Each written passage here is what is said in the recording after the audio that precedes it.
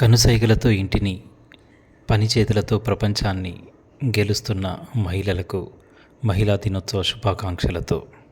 తను ఆది అంతము ఓ సంపూర్ణము. అమ్మల కొంగుచాటున పెంచిన బామ్మల చందమామ కథలు చెప్పిన తనే. నిన్ను చేయి పట్టుకొని అంత దూరం నడిపించిన, పొద్దంతా పనిచేసి అలసట ఎరుగని సూర్యుడులా ఇంటికి చేరిన తనే. తప్పులు చేస్తే అక్కగా సరిదిద్దేది, జీవితంలో తడబడితే అనుభవ పాఠాలు నేర్పేది తనే. చెల్లిగా ఉన్నప్పుడు లాలనగా ఏడ్పించిన, పెరిగే వయస్సులో స్నేహంగా నిలబడిన తనే.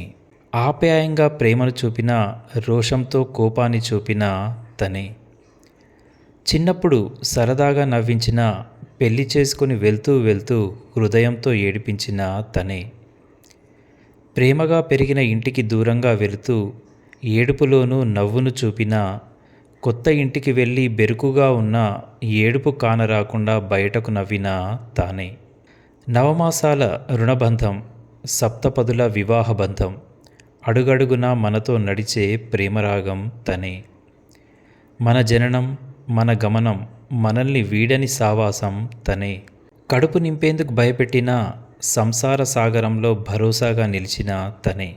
తనే హృదయం, తనే ప్రాణం, ప్రయాణంలో సాగే దిశానిర్దేశం తనే. ప్రకృతిలో దాగిన అనంత సోయగం, అందంగా పరుగులు తీసే ఋతువుల్లోని సున్నితత్వం తనే.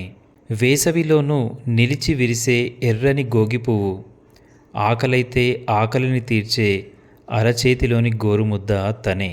తను ఓ గొప్ప నమ్మకం, తనుంటేనే శాంతము, తనతోనే మన సర్వస్వము. గిరగిరాలు తిరిగే భూమి తన చుట్టూ తాను తిరిగినట్టే, రకరకాలుగా తను మన చుట్టూనే తిరుగుతూ ఉంటుంది.